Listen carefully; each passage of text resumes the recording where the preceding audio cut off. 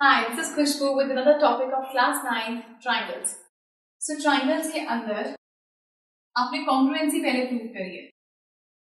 Congruent prove करने के लिए हमें 3 चीजें चाहिए होती हैं, लेकिन हम यहाँ पर अब 5 रूल्स यूज कर रहे हैं. बट प्रूव करने का तरीका भाई 5 रूल्स सपोजिंगली हम यूज कर रहे हैं SSS congruency rule. SSS congruency rule मतलब दो ट्राइंगल्स congruent तब होते हैं जब उनका सेम शेप सेम साइज हो. दो फिगर्स तब कॉन्ग्रुएंट है. सिमिलरली दो ट्राइंगल्स तब कॉन्ग्रुएंट होंगे जब इनकी शेप सेम हो और इनकी साइज एकदम सेम हो. तो पहले हमने कहा ट्रिपल एस, दोनों ट्राइंगल्स की तीनों साइड्स इक्वल हैं, therefore these two triangles are congruent. Suppose this is PQR.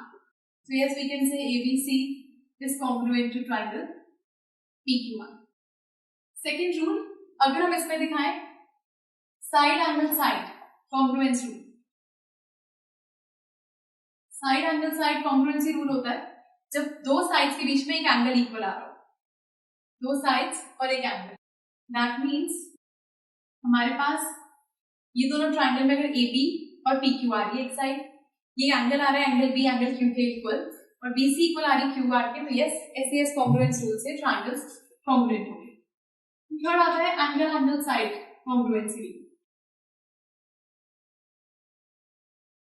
Angle angle side में होता है कि यहाँ पे दो एंगल्स इक्वल हो और फिर एक साइड. हम ये नहीं कह सकते एंगल एंगल साइड, नहीं, ये एंगल साइड एंगल है. एंगल एंगल साइड मींस दो एंगल आए फिर एक साइड आए. हो सकता है वो दो एंगल ये वाले हो फिर ये साइड आए, पर कंटिन्यूएशन में चलना चाहिए.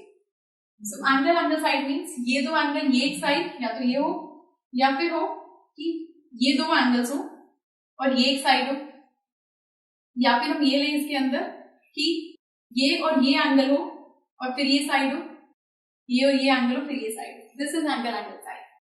अगर हमें निकालना हो angle side angle congruency rule. Angle side angle का मतलब एंगल आए साइड आए देन एंगल आए. एंगल फिर एक साइड फिर एक एंगल, एंगल फिर एक साइड फिर एक angle.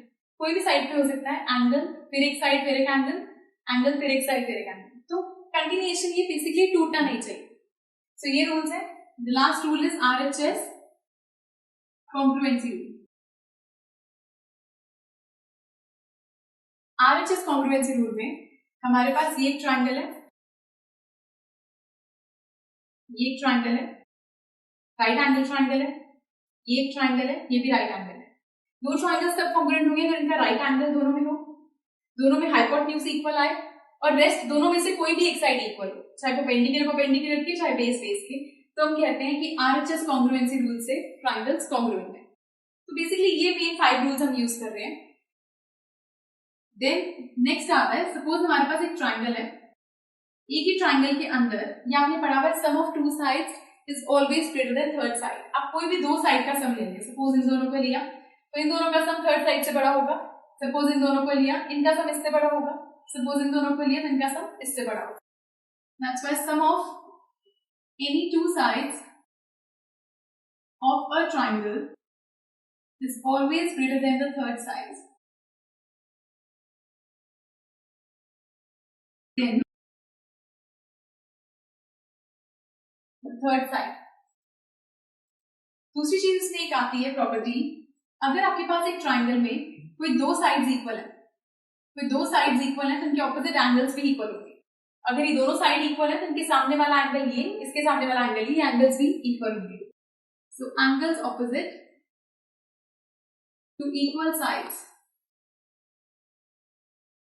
Of a triangle are equal.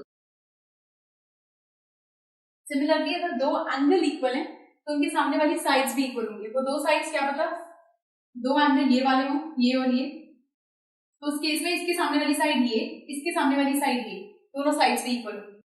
So we write sides opposite to equal angles of a triangle are equal.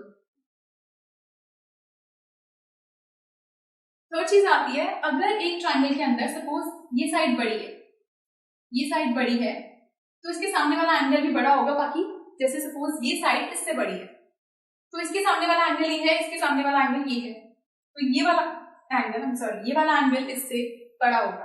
क्योंकि अगर ये साइड बड़ी है तो इसके सामने वाला एंगल बड़ा ये छोटी है तो ये एंगल इससे छोटा ही रहेगा. So we write angle opposite to larger side is large. Similarly, अगर कोई एंगल बड़ा है तो इसके सामने वाली साइड बड़ी होगी. Side opposite to a larger angle is longer. So ये कुछ प्रॉपर्टीज हैं जो इसके अंदर यूज हो रही हैं. ये प्रॉपर्टीज आपको अच्छे से याद होनी चाहिए कि कौन कौन सा कॉन्ग्रुएंसी रूल लगा सकते हैं. और कॉन्ग्रुएंसी रूल लगाते हुए ध्यान रखना है कि लिखने का पैटर्न मैटर नहीं करता, ये मैटर करता है फिगर में कैसे दिखता है. Like I said angle angle side, हम ये नहीं ले सकते एंगल एंगल साइड, ये गलत है. This is angle side angle. Angle angle side means angle angle and then side. सबको फिगर में देखना है, फिगर पे वो चीज एप्लीकेबल है या नहीं. So that's all. इस टॉपिक के ऊपर आपको कोई भी डाउट हो, please do write to us and do watch the next video for questions of this chapter. Good bye.